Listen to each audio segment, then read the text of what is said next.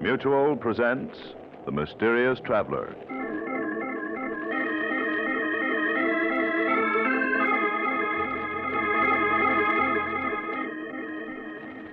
This is The Mysterious Traveler, inviting you to join me on another journey into the realm of the strange and terrifying. I hope you will enjoy the trip, that it will thrill you a little and chill you a little.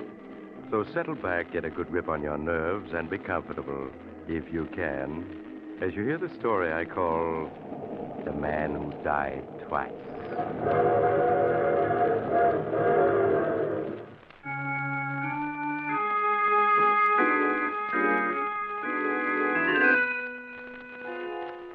Tonight, we're going to delve into a murder most strange, one that confused many of the greatest legal minds of our day. My story begins in the mansion of Judge Marshall, situated high on a hill overlooking a large New England city. It is early evening, and Judge Marshall, one of the state's foremost jurists, is sitting in his library reading a legal brief. As he intently reads, the French door leading to the porch slowly and silently swings open, revealing a huge white-haired man standing in the doorway. His tremendous bent frame shows the remains of a man who'd been a giant in his youth. Suddenly, the judge becomes aware that he isn't alone. He quickly turns and sees his visitor. Who are you? What are you doing here? Don't you remember me, Judge? No, I can't say that I do. Think back. Think back 16 years when you were judge at a murder trial. 16 years? My good man, I presided over a great many murder trials, as you call them, and I still don't know who you are. Just keep looking at me, Judge, and think back. Think back. You do look familiar. I'll help you remember. My name is Adams. Luke Adams. Luke Adams. Yes, now I remember. I sentenced you to prison for 25 years for killing a man. Yeah, for killing a man. You've aged, so that's why I didn't recognize you. Yes. It's hard to believe I'm only 45, isn't it? I presume you've been paroled? Yes. What do you want? I want to tell you my story, Judge. I want to tell you all the things I never got a chance to tell you at my trial. As far as I'm concerned, Mr. Adams, the case is closed. Now, if you don't mind, Then we'll reopen it. I've come to tell you my story, and you're going to listen. Very well, Mr. Adams. Sit down. Thank you. I don't know if you recall, Judge, but my wife, Millie, was a beautiful woman. Yes, I remember. She had the kind of beauty a man can't forget. Yes, and I suppose that's what caused it all. Millie and I grew up together, and I guess I loved her from the moment we met. The only reason she married me was because of the money I'd inherited. And when I lost it in 29, things were never the same again between us. She hated living in a small village, trying to stretch $1 into $2. Sometimes I think her smiling at other men was her way of getting revenge on me for the way we had to live. The angrier I got, the more she flirted, till she almost drove me out of my mind. Things went on like that, day after day, month after month.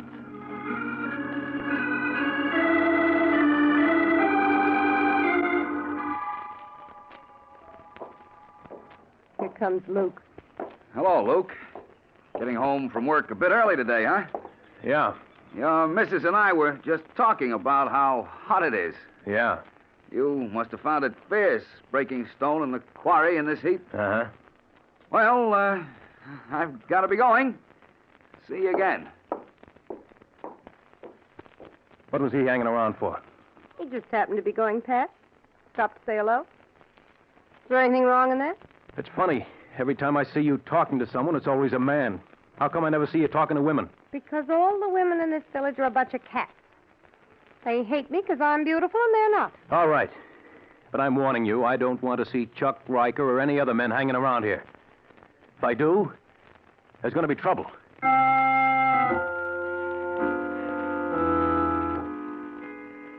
The days went by. Millie hardly spoke to me. Nothing I said or did seemed to please her. And yet, just knowing she'd be there when I got home was enough for me. And one day I come home from work. She wasn't alone. Oh, hello, Luke. Home early, aren't you? What's he doing here? Chuck was going past, dropped in to say hello. Just like that, huh? I thought I told you not to let this happen again. If Chuck wants to call on me, why shouldn't he? Right, Chuck? Sure. After all, Luke, there's no use being old-fashioned. We've all known each other since we were kids. What harm is there in an old friend dropping in and... Why are you looking at me like that? There's lipstick on your cheek. You'd better let me wipe it off for you. Now, wait a minute, Luke. I can explain. There's no use fighting over... Get up. Now, wait a minute, Luke. Can't we... Get up. Talking won't help. You'll have to fight your way out. That's it. Pick up that poker. Come on, come on. What are you waiting for? Okay, you asked for it, and you're gonna get it. No.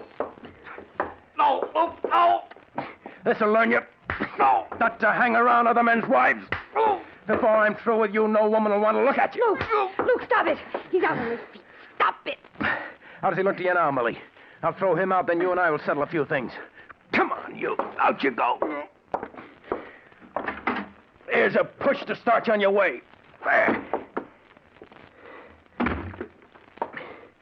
Now we come to you. You think I'm afraid of you. Go ahead, hit me. Ruin my looks so no man will ever want to look at me. Go ahead. Millie, don't talk like that. You know how much I love you. Why are you doing this to me? I know I haven't been able to give you all the things you want, but that's no reason to treat me this way. I won't stand for it, Millie. All right, then, let's separate. You go your way, and I'll go mine. No, I couldn't live without you. You know that. I'll never let you go. You're mine, do you hear? Oh, stop it. Millie, don't turn away from You me. make me sick. All right. But I'll never give you up. Never.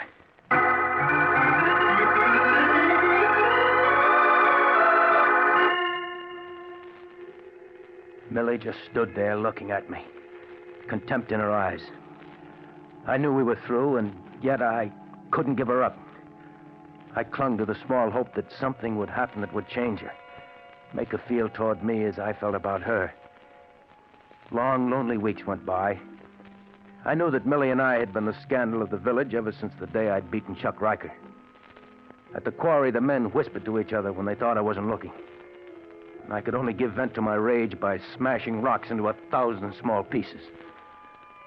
Then, one day in the autumn, an opportunity came. An opportunity to escape the villagers and their gossip. Millie, where are you? Here. What is it? Millie, you've always wanted to get away from the village. Now we have a chance. Oh, Well, I met Mr. Anderson this morning. You remember him. He's an old friend of my father's. what about it? Well, he owns a small farm which he's willing to sell for only $300 down. You mean you want to buy it? Yeah. Just think of it, Millie. A place of our own, 20 miles out in the country, away from the village and the gossip. Do you really think I'd move to a farm? Cut myself off from everything? Well, it's what you need, Millie. A home of your own, a place to work and build. You'd love it, Millie. I know you would. You mean you would? Don't think I don't know what's going on in that head of yours. You want to cut me off from everybody, take me someplace where you can keep an eye on me day and night. Well, I'm not having any part of it. But, Millie, you said yourself you're not happy here. Yes, but I don't want a farm. I want to live in a city. I want to have everything that other women have. But we can't go to the city. There's no work to be had. We're living in a depression. Are we?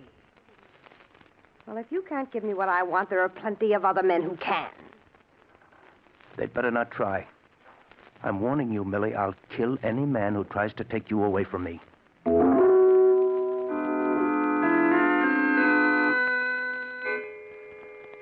Weeks went by. Weeks in which Millie scarcely spoke to me. We lived as strangers in an uneasy truce. I worked from dawn to twilight at the quarry, and as I worked, I could sense the men gossiping about Millie and myself. I would think of Millie and wonder what she was doing at that very moment. Steve, Yeah, baby? I can't stand it anymore. I can't go on living with Luke. The way he stares at me with those big cow-like eyes of his, watching every move I make. Well, you'll just have to go on putting up with it for the time being. It's all right for you to say that. You don't have to live with him. Sometimes I wonder if you really love me. Oh, don't talk like that, baby. You know I love you. Would I be putting my neck out like this if I didn't? Nobody knows we're meeting secretly. Maybe not, but sooner or later someone will see us together, and then there'll really be trouble. Afraid? I've never run away from a fight yet. I don't mind telling you, I wouldn't like to mix with that gorilla husband of yours. I know, Steve. You've got to be careful. Don't worry, I intend to be. Just let me raise some dough, baby. Figure out one or two angles, then you and I'll be off for the big city. What about Luke? He'd be sure to follow. You don't know what he's like, Steve. He'd never rest till he found us. And when he did... Yeah, you don't have to draw me any pictures. I know that type. If we run off, we'd never have a minute's peace. We'd always be wondering when he was going to catch up with us. Yes. Oh, Steve, what are we going to do? Oh, I don't know, baby, I don't know. We'll just have to sit tight for the time being and be careful not to be seen together. All right, Steve. Oh, cheer up, baby. We'll make the big city yet, and until then, we've got this. Oh, yes, Steve. Yes.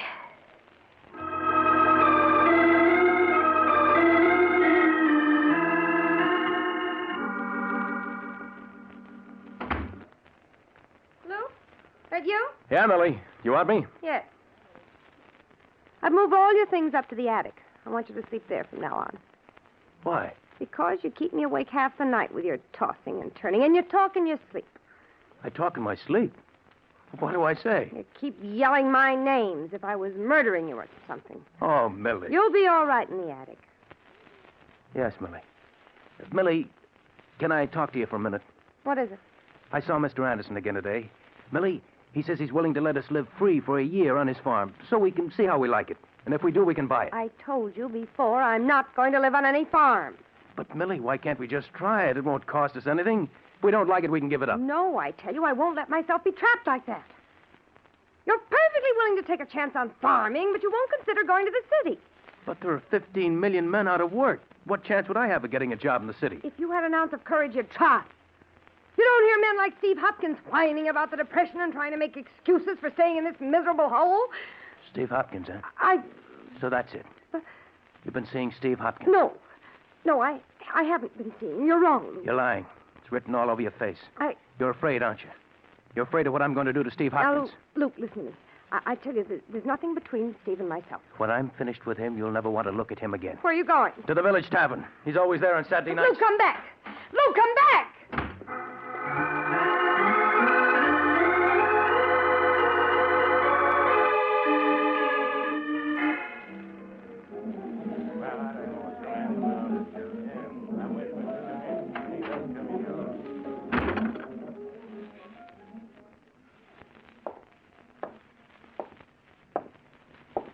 Hopkins, I want to talk to you.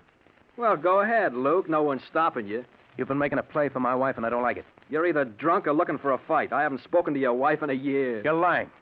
I know you've been seeing her these past weeks while I've been working. You better take it easy, Luke. You're getting to the point where you're suspicious of every man in the village. Don't try to smooth talk me. I know you've been seeing her, and if you try seeing her again, I'll kill you. You don't frighten me, Luke. And if I wanted to see your wife, not you or anyone else could stop me. Oh, no? I'll show you. Grab it, boys. Grab it. That's it. Let go of me. Let go of me. Show him. Hold on, them boys. Now, Luke, as sheriff of this village, I'd advise you to take it easy. I'll kill him. I'll kill him. I don't like that kind of talk. Now, mind your manners. You'll spend the night in the lockup. No man's going to make a fool out of me and live. Now, get hold of yourself. If Steve was seeing your wife, it'd be common gossip in no time. You know that. He may have fooled you folks, Sheriff, but I know better.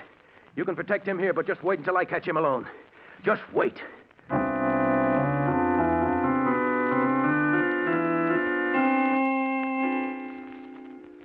When I got home that night from the tavern, Millie was in her room, her door locked. I went up to the attic and tried to sleep, but I couldn't. I kept seeing Steve Hopkins' face, the way he had smiled at me in the tavern. He might have fooled the others, but I knew. And he knew that I did. Hours later, I managed to fall asleep. I dreamt that I was alone with Steve and we were fighting. He kept hitting me, but I couldn't feel his punches. All I could feel was my fists smashing again and again into his laughing face. I woke to hear church bells ringing. It was Sunday morning. All that day, except for meals, Millie avoided me. After supper, she went to her room, and I went down to my workshop in the cellar. The next morning, when I arrived at the quarry, the men were standing around in small groups, talking to each other. They stopped when they saw me. Then from one of the groups, I saw Sheriff Roden coming towards me. Luke, I want to talk to you. What about? A number of things. Is your sledgehammer? Why, sure. That's my initials on the handle. Why is it all wrapped up in paper? I'll ask the questions, Luke. Where were you last night around 11 o'clock? 11 o'clock? In my workshop in the basement. Why? Anybody with you? Oh, no. I was alone. Luke, you're under arrest. Under arrest? What for? For the murder of Steve Hopkins. For the murder of Steve Hopkins? Yes. His body was found in his cabin an hour ago. He'd been brutally beaten to death last night around 11. With this sledgehammer. It was found at the scene of the crime. You mean you think I did it? It sure looks that way. Let's go, Luke. No. No, I won't. I didn't kill Steve You'll Hopkins. get your chance to prove you didn't. Now, let's go. No.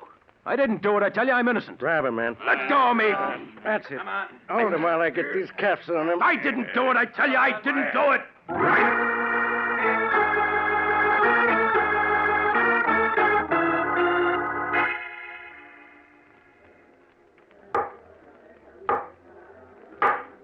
Silence in the courtroom. Proceed, Mr. King. Sheriff, will you tell the jury in your own words the time and circumstances under which you were notified of the death of Stephen Hopkins? On October 12th of last year, I received a phone call at 7 o'clock a.m. from Sam Morris. Said that he'd just stopped by at Steve Hopkins' cabin to pick him up for work and had found him murdered. I told Sam not to touch anything. I got to the cabin 15 minutes later. Will you tell the jury what you found? Well, sir, that cabin looked like a slaughterhouse. I don't want to upset anyone with the details, so all I'll say is that Steve Hopkins had been beaten so badly the body was beyond recognition. You say the body was beaten beyond recognition. That's right. Then how were you able to identify it as being Steve Hopkins? Well, first by the ring and wristwatch that was on the body. But most important of all, by the tattooing. By the tattooing? Yes, sir. Steve was quite a tattoo artist, and on his left arm he tattooed a heart with his initials and some girls on it. I reckon just about everyone in this courtroom saw that tattoo on his arm at one time or another. And although the body was beyond recognition, the tattoo was clearly identifiable. Yes, sir. No question about that. Sheriff, when had you last seen the deceased? Saturday night, October 10th, at the Village Tavern. Did anything unusual take place at the tavern that night? Yes. Luke Adams came into the tavern around 9 o'clock. He accused Steve Hopkins of hanging around Mrs. Adams, threatened to kill him. Sheriff, can you remember Luke Adams' exact words when he made that threat? Well, his last words before he left the tavern were, "Just wait till I catch him alone. Just wait." I see. Now, Sheriff, when you arrived at the scene of the crime, did you find the death weapon? Yes, sir. Steve Hopkins had been beaten to death with a sledgehammer. I found it in the cabin, covered with blood. Was there any identification on the sledgehammer? Yes, sir. On the handle were carved the initials, L.A.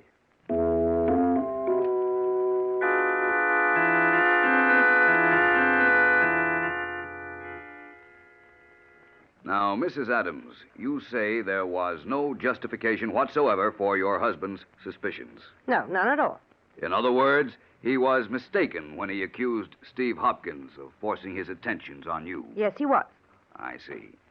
Now, your husband has testified that on the night of the murder, he was working in the cellar of your home. Where were you that night, Mrs. Adams? Upstairs in my room? Did you see your husband at all that night? No, I didn't. Would it have been possible for him to have left the cellar that night without your knowing about it? Yes, it certainly would.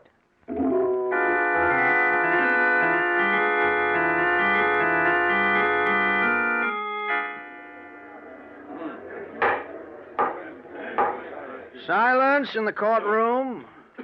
The prisoner will rise. Luke Adams, You have been found guilty of murder in the first degree with a recommendation for mercy. The court hereby sentences you to 25 years imprisonment in the state penitentiary.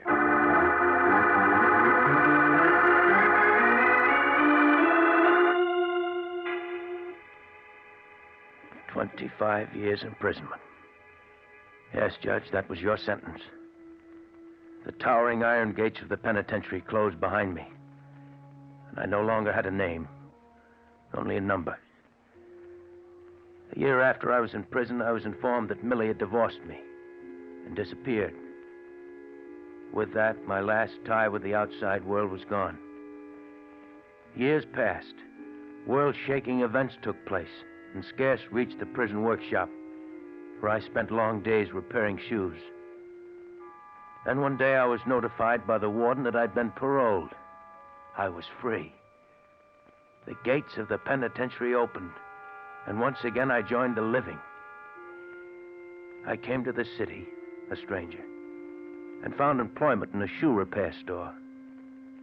Day after day, I stood by the store window repairing shoes, watching the hurrying crowds. Then late one afternoon, I saw a woman pass. A woman who was a stranger, and yet wasn't. With a sudden shock, I realized that Millie had just passed. Throwing down my tools, I rushed out of the shop and down the street after her. I found her in the crowd and followed. She had hardly changed at all in the 16 years that had gone by. There were streaks of gray in her hair, but she was as beautiful as ever. I followed her block after block, and soon we were in a residential section. She turned up the path to a large cottage, unlocked the front door, and went in. A moment later, I was ringing the doorbell. Yes, what is it? Don't you recognize me? No, I'm afraid not. It's me, Millie, it's me. How dare you force your way in here like... Luke. Yeah, Millie. Luke, after all these years. But you're in prison. I was paroled 6 months ago. Well, I'm glad to hear that, Luke. You must leave now. I'm busy right now. I can't Millie, talk. who is that? Millie, who are you talking to? Who's he? Steve Hopkins. Oh, you're mistaken. The name is Reed, Robert Reed. Steve, it's Luke. Luke? You're not dead. You're not dead. The body in the cabinet wasn't yours. No. I went to prison for your murder, but you're alive. They said I killed you, but you're alive. Yes. You let them put me in prison. You framed me. Luke, you must listen to me. You framed me. No, Luke, don't. I didn't... You framed Luke, me. let go of him. Let go of him. Don't, Luke. Don't. Whose body was that they found in your cabin? A young hobo I picked up by the railroad tracks. But the tattooing on the arm. After I'd killed him with your sledgehammer, I tattooed his left arm to look exactly like mine. I put my wristwatch and ring on the body and then beat him beyond recognition. And then you ran away, leaving me to stand trial for murder. Luke, what are you going to do? What am I going to do?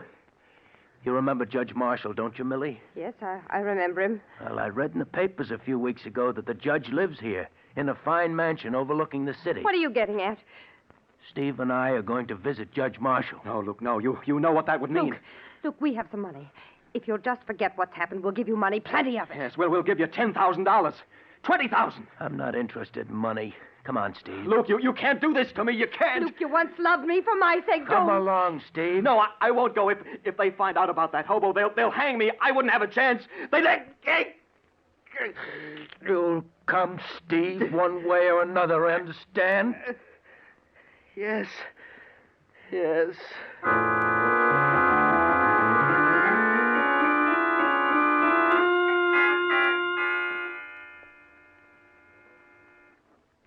Yes, Judge. He didn't want to come here, but in the end, he came. Incredible. Simply incredible. The man is a monster to have done what he did. Where is this man, Steve Hopkins, now? He's out on the porch, Judge. Bring him in, Mr. Adams. I want to see that man. All right, Judge.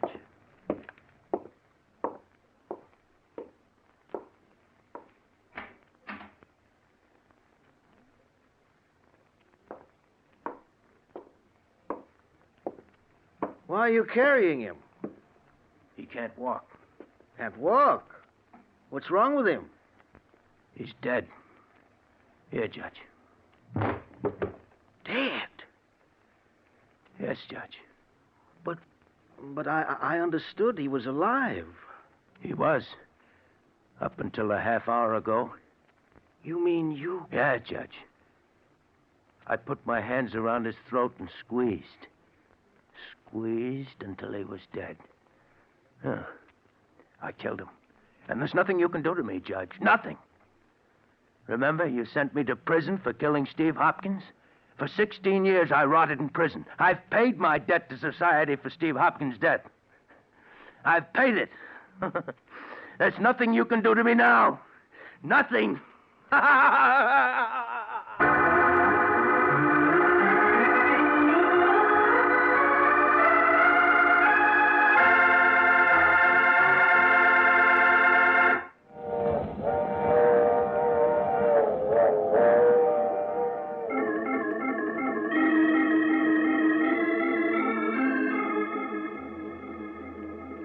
This is the mysterious traveler again. Did you enjoy our little trip?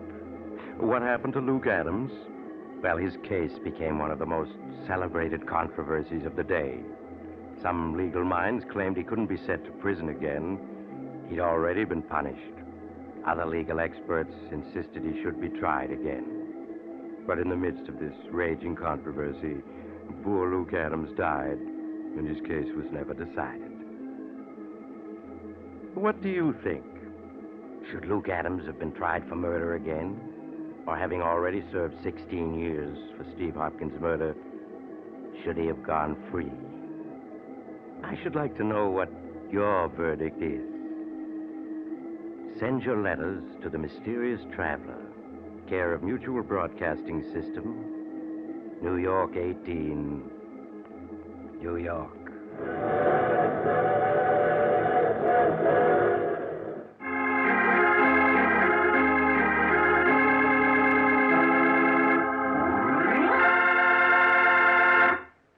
You have just heard The Mysterious Traveler, a series of dramas of the strange and terrifying.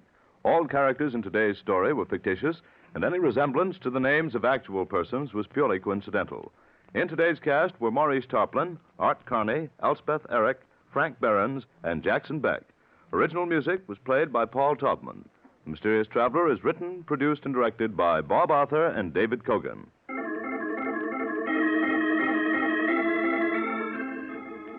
Listen next week to a tale titled The Ivory Elephant. Another Strange and Suspenseful Tale of the Mysterious Traveler.